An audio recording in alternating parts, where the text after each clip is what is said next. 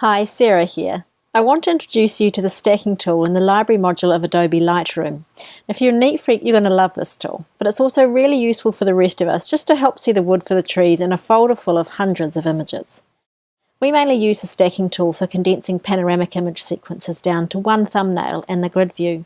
But if you're shooting a lot of bracketed images for HDR, then it's also a really useful tool to condense down all those literally hundreds of bracketed shots down to a manageable size to view. And I'll show you a helpful trick with that shortly too. So let's have a look at the stacking in action. When I'm editing, I always color code my panoramic image sequences purple so that I can clearly see where they start and finish, and I'm not looking at some of the single images wondering why I shot them. So to create a stack, you simply click on the first image in a sequence. Let's find one here.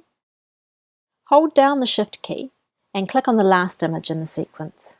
Now then right-click, drop down the menu to Stacking and select Group into Stack. Now all the thumbnails in that sequence are now stacked behind that first image we selected, and the number of them shows at the top left. So that's here. Now the useful thing about using stacking and color coding together is that in Library Grid View, even with my stack collapsed, I can easily tell I've got a panoramic sequence because my top thumbnail is color coded purple. To show the thumbnails of all the images again, you just click on this little number at the top left and it'll expand the stack out to show all the other thumbnails.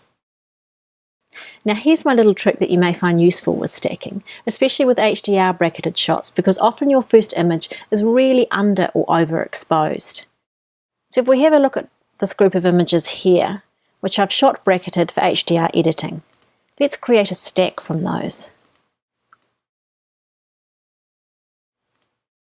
Now you'll see when they're stacked, the first image that I selected on the left, the really overexposed one, is the topmost thumbnail. That can be visually quite hard when you're looking through a lot of overexposed images and trying to select for edit. So what I'm going to do is expand the stack, find the best exposure of the bracketed images, which in this case is the central image, right-click on that image, and from the stacking menu I'm going to select Move to the top of stack. Now when I collapse that stack, the better exposure is sitting as the topmost thumbnail, and I'm going to find that a lot easier in the editing process when I come to select an image for processing.